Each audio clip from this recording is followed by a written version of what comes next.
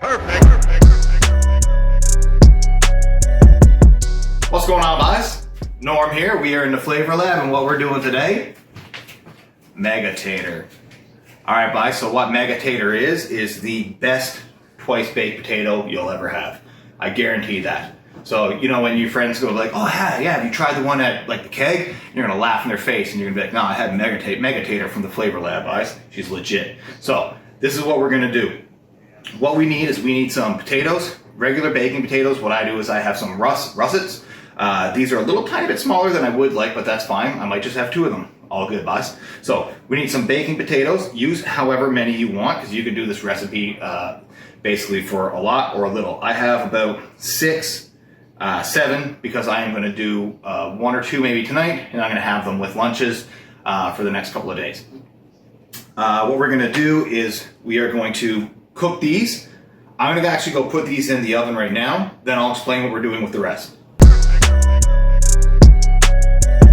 Alright, guys, I got the potatoes in the oven at about 400. I'm going to cook those for about 40 minutes until they're cooked through. So essentially what's going to happen after that is we're going to make mashed potatoes with the insides. We're going to lop the top off, scoop out the insides, make a mashed potato with a bunch of other good stuff in it, get it back in.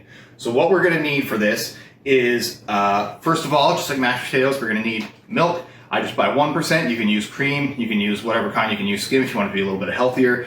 Do what you want. I usually just go with the 1%. I like that. We're going to need a little bit of butter. So if you have salted butter, all good. Unsalted, we can add a little bit of salt. Great.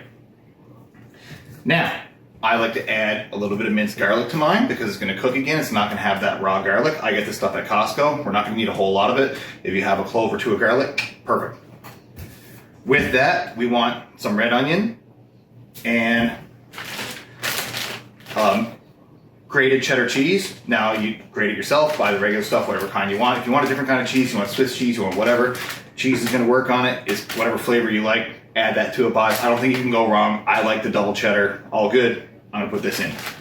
And lastly, we are going to use some bacon. Now,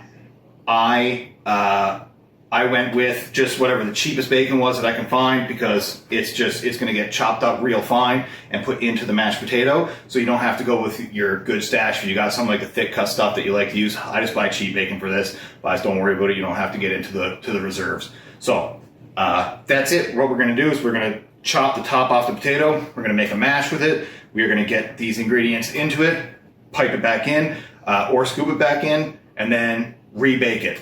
Twice baked. Boss. All right, lastly, I just want to give a shout out to my friends over at Harvest Wines. I was in there today. With this, I'm going to be doing a steak.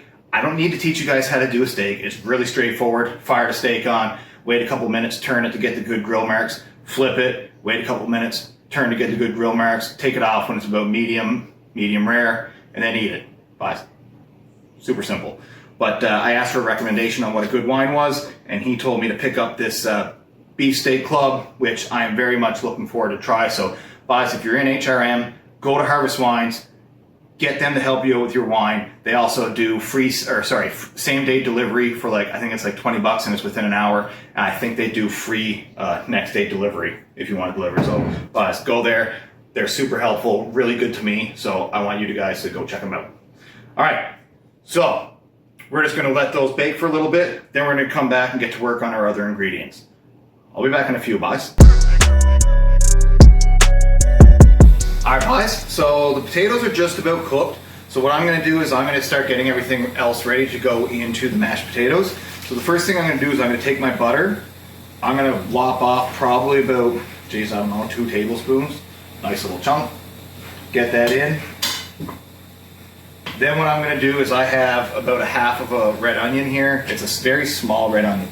Now I want to do real thin slices here, guys, because we don't want these giant chunks in there. Now, the other thing you can do too, now red onion is a staple in my household, but if it's not for you, you can buy like the little chives or green onions, and that'll do perfect. Like I just want like a little tiny mince going on like that.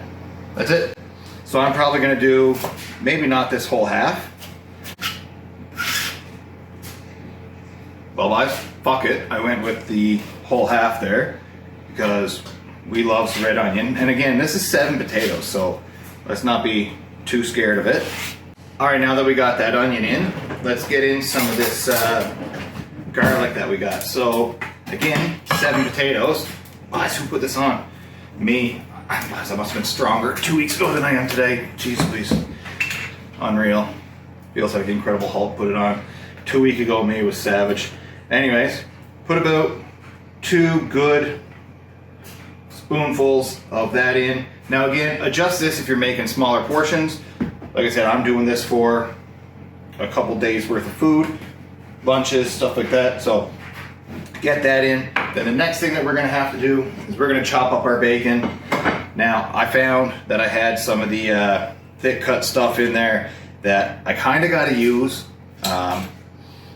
before expiry, so I'm going to use that instead of the stuff that I showed you earlier. So that I'm going to use that thick cut stuff. I'm going to cut that into little tiny cubes. This is not going in that pot. So the reason I put everything in that pot is because we're going to make mashed potatoes with it that are going to go in that pot. It looks a little big, but I got that out for Justin. I don't know if you know, just in case the small pot's not big enough, right? All right, guys, we're back. We got the bacon all cooked up, so we're gonna start scooping that in. We're taking that out of the fat. We don't want all that excess bacon grease in there. We're just taking the bacon that we got cooked. Now we cooked the bacon well, and we're gonna get that into the pot. Potatoes are just about done. So once the potatoes are done, what we're gonna do is we're going to take them and let them cool for a minute so that you don't burn your hands. Again, you end up with like Skeletor hands and shit, so we don't want that. So I got the bacon in there, make sure there's no pieces left. Strain all that fat out.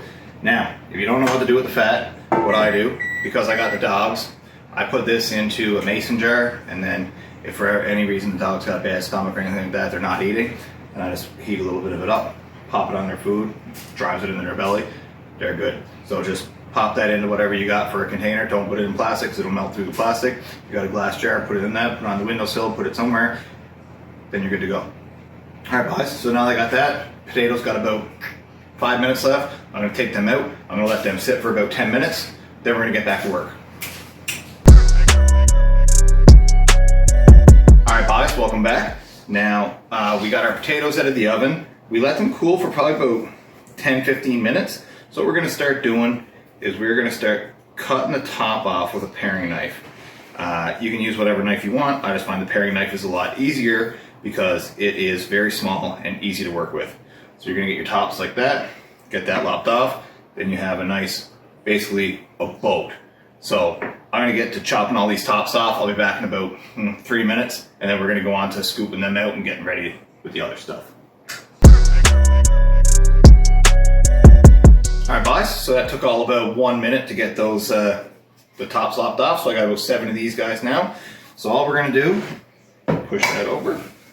We're just gonna start scooping them out. And what you wanna do is you wanna guide your spoon along the potato peel, because you don't wanna bust through it. So we're gonna get that in and we're gonna scoop out the insides. Be very careful, because especially if the skin is a little bit soft, you'll bust through. What we're gonna end up with, we're ending up with a hollow shell like that. So the idea behind this is we're hollowing that out. We're making mashed potatoes with what we have in here. Then we're putting it back in. Easy peasy lemon squeezy. So I'm gonna get back to work on these guys, get these all hollowed out. Now, guys, don't worry about whether or not you leave a thick wall or not.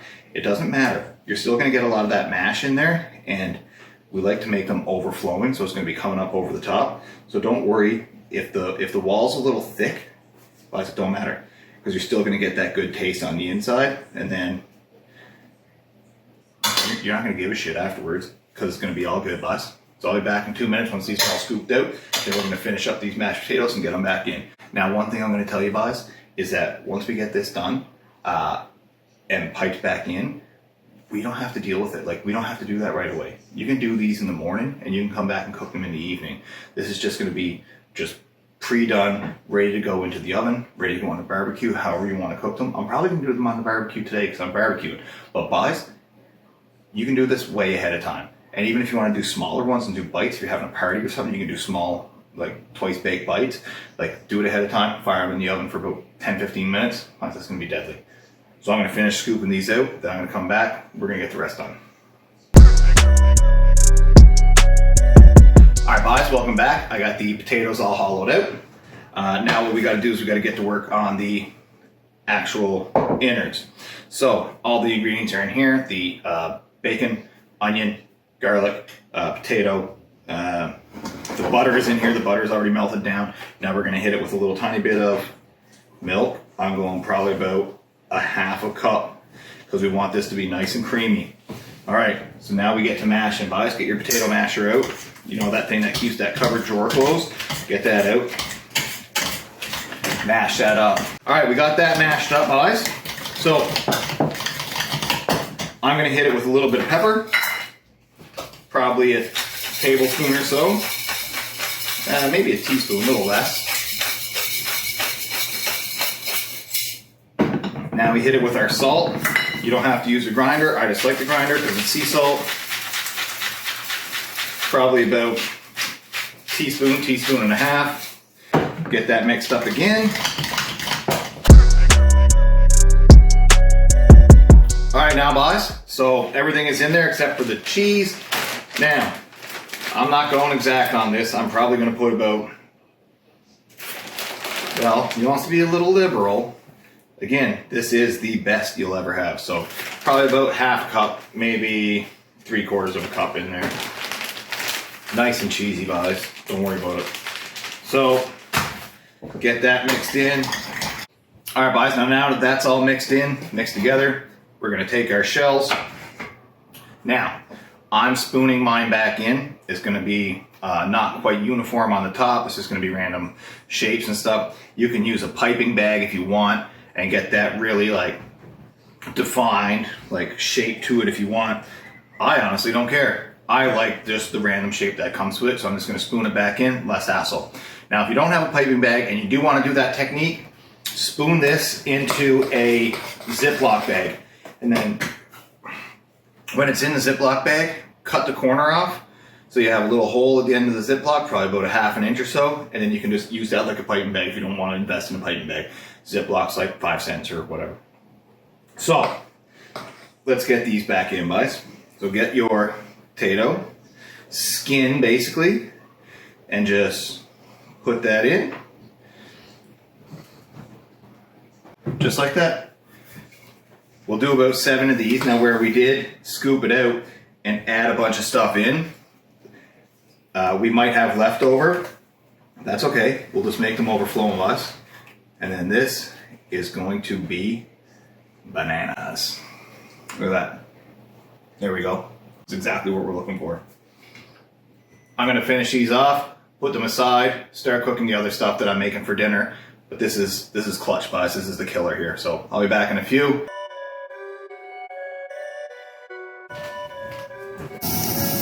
All right, guys, as you can see, we got them going on the grill here. Have a look at that.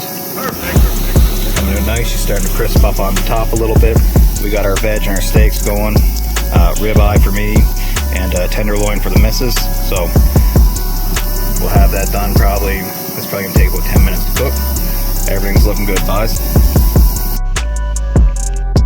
All right, guys, so she's all done. We got our steak, we got our mixed veg. We got the mega tater. So this is all about that twice baked potato. So let's give that a shot, guys. Look at that. You're gonna see the cheese coming off of it. Wow.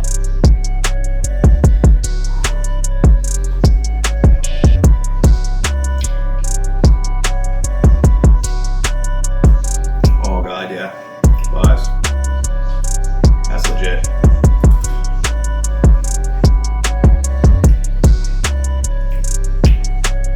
Nothing wrong with that, guys. Every time somebody comes over for steak dinner, make that every single time. That's deadly. All right, mega tater. Guys, any questions, let me know. Again, never be going home hungry, guys. Like, that's just ridiculous. Like, get this into you, get after it, try it out. Let me know what you think. I want to hear from you. So, we'll see you next week, guys. dinner.